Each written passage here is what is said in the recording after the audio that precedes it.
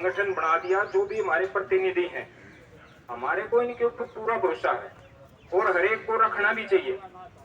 हर एक आदमी हर एक जगह नहीं जा सकता, इन पे भरोसा करना है हमने और इनके नेतृत्व में ही हमने आगे बढ़ना है। खासकर सोनीपत से संबंधित कोई काम है तो तभी हम आगे बढ़ पाएंगे। न्यारे न्यारे चलोगे तो उसमें कोई कामयाबी नहीं मिलेगी। तो एमपी से मिलना हो, एमपी को भी कुछ पता नहीं है।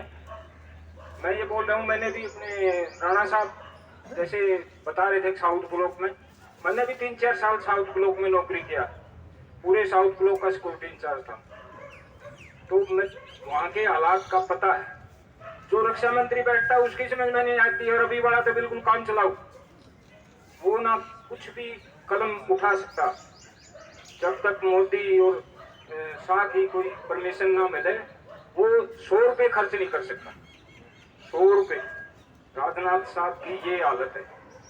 उसके तो रोजाना कान मरोड़े जा, रोजाना। वो कोई प्रतिनिधि मिलना चाहता तो मिल लेता उससे, बाकी उसको आगे नहीं बढ़ाएगा। रही एमपीओ की बात, तो रोहतक का एमपी है अरविंद शर्मा, बेशक वो बीजेपी का हो, लेकिन उसने 30 अप्रैल वाले प्रोग्राम में बहुत ही अच्छा काम किया। रोहतक में अलग उसने बोला, जो प्रतिनिधि उसे मिला पहले पे हम आपकी ज्ञापन देना चाहते हैं, आप मिल टाइम दो हमारे को, हम उस टाइम आपके पास आएंगे। तो उस एमपी का ये जवाब था कि आप मेरे पास मत आइए, मैं आपके पास आऊंगा। रोहतक वालों से अलग मिला, झज्जर वालों से अलग मिला, कौशली वालों से अलग मिला, कई जगह जाकर उसने फिर प्रॉपर वो ज्ञापन राजनाथ सिंह और बाकी जगह जहां देना था दिया। उसके अलावा उसने रसीद भी दिखाई, राजनाथ के साइन भी दिखाए। तो हमने ये नहीं देखना कि भाई जो बीजेपी का है, रूलिंग पार्टी का है वो है, और जो सोनीपत का एमपी बुला रहा है तो उसके पास जाना चाहिए। और दूसरी पार्टी का भी कोई भूतपूर्व एमपी, राज्यसभा का सदस्य या कोई बुलाता है तो आप उसके पास जाइए। अपने जो ये हमारे सोनीपत के कई हैं, अपने हरसूद जी हैं, वो सार्जेंट मुकेश है, के चौहान है, ये अपने ओमपाल साहब है, जगदीश साहब है, काजला साहब है। काजला जी बुजुर्ग हो गए, तो इनको तो हम एक नेता के तौर पर ले जाएं, लेकिन उसको समझाने का काम हमारे ये हरस्वरूप जी कर सकते हैं, मुकेश जी कर सकते हैं। पता ही नहीं है अभी तक, हमारे सैनिकों को नहीं पता क्या क्या क्या हुआ हमारे साथ आज तक, विसंगतियां क्या क्या है वो आज तक नहीं पता हमारे सैनिकों को, ना कोई दिलचस्पी लेना चाहता। अभी इतने आदमी बैठे हैं, हम 3rd पे कमीशन में भी हमारे को नौकरी करने का मौका मिला, 4th में भी मिला। पहले जब डीए बढ़ता था ना, वो भी बेसिक पे के हिसाब से बढ़ता था। जो अधिकारीगण थे उनका डीए कम बढ़ता था, हमारा नीचे वालों का ज्यादा बढ़ता था। याद है किसी को?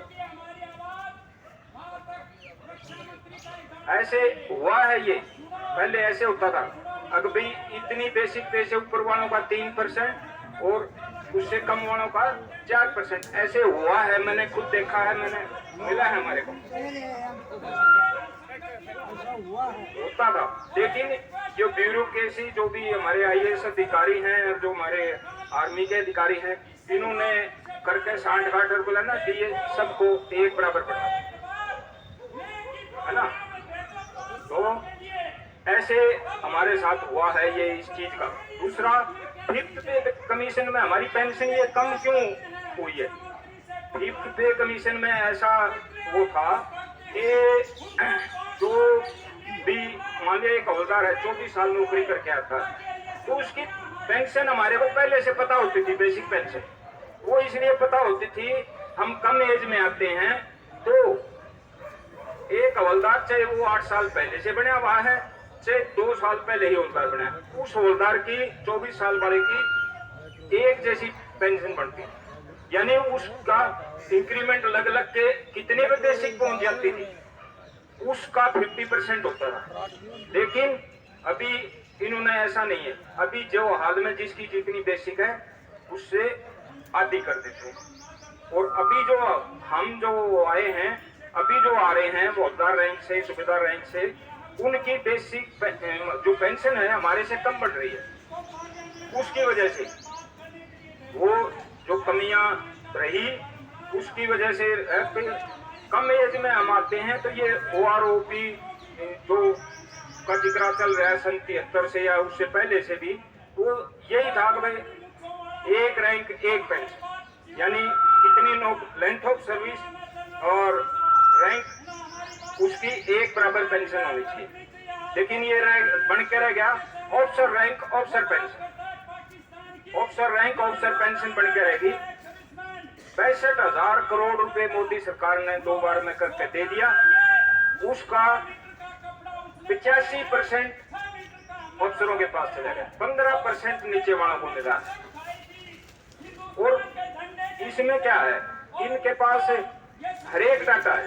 इनके पास CGDA बैठा है यहाँ पर दिल्ली में, पालम हवाई अड्डे के पास, तो उसके पास एक डिफेंस के अंदर कितना पैसा पेंशन में जाता है, कितना पेमेंट पे जाता है, कितना हथियार खरीदने में कितना क्या करते हैं, फॉर्मेशन को कितना दिया, और एक एक पैसे का हिसाब है CGDA के पास है। Controller general of defence account, उनका यही काम है। बहुत शानदार बिल्डिंग बनी हुई है, AC लगे हुए हैं, अंडरग्राउंड पार्किंग बनी हुई है, दुनिया भर का अरबों रुपया गवर्नमेंट ने खर्च कर रखा है। उसके बाद में ये PCDA बना रखे हैं इन्होंने। इनके पास सारे डाटे हैं लेकिन अनजान बने हुए।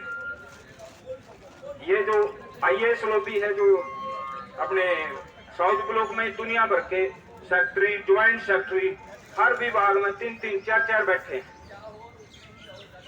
उन वित्त विभाग का जो सेक्रेटरी है डिफेंस मंत्रालय का, उसके पास सारे आंकड़े होते हैं। तो क्यों नहीं वो मोदी जी उसको निकलवा कर देख लेते कि मैंने जो 65,000 करोड़ रुपया दिया वो गया था, किसके जेब में गया। जो कोई भी ऑफिसर साहिबान है वो 55 साल से कम कितने अफसर आपने रिटायर हुए देखे? कोई नहीं मिलेगा। कोई जीनियस केस मिलेगा, कोई बोर्ड आउट वगैरह इस टाइप का, नहीं तो ये मैक्सिमम 58 साल, 55 से कम कोई नहीं मिलेगा। 58, 60 साल, 62 साल। और जिस VK सिंह की बात कर रहे हैं, मैं उस टाइम मेरी यही ड्यूटी चल रही थी साउथ ब्लॉक में। ये 6 महीने अपनी सर्विस बढ़ाने के लिए जनरल की कुर्सी पे बैठ गया। इसकी उस टाइम तक डेट ऑफ बर्थ ही ठीक नहीं थी। इसका तो और कोई इलाज करना चाहिए था गवर्नमेंट। जो पहले कुछ डेट ऑफ बर्थ थी, फिर जब एनरोलमेंट हुआ है तब कमीशन लिया, तब कुछ और डेट ऑफ बर्थ थी, फिर पिछली को निकाला है कि भाई मेरी तो इसके हिसाब से 6 महीने और बढ़ा दो। 6 महीने सर्वोच्च पद सेना का ले लिया, फिर भी उसका नहीं बढ़ा। और वहां गाजियाबाद में उसने क्या किया, वीडियो बनवानी बंद कर दी और बोला तुम्हारे को सब मिल गया है, वो मिल गया। तो ऐसे आदमी को, जो गाजियाबाद के भूतपूर्व सैनिक हैं, उन्हें ध्यान देना चाहिए। राजनीतिक पार्टियां कोई वो नहीं है। हमारे को इस मंच पे या कहीं बाहर हम कोई प्रोग्राम करें, मंच पे मत चढ़ाओ, लेकिन मिलो। हमारे जो प्रतिनिधि हैं डिस्ट्रिक्ट वाइज या ऑल इंडिया लेवल पे जो बना है फेडरेशन ऑफ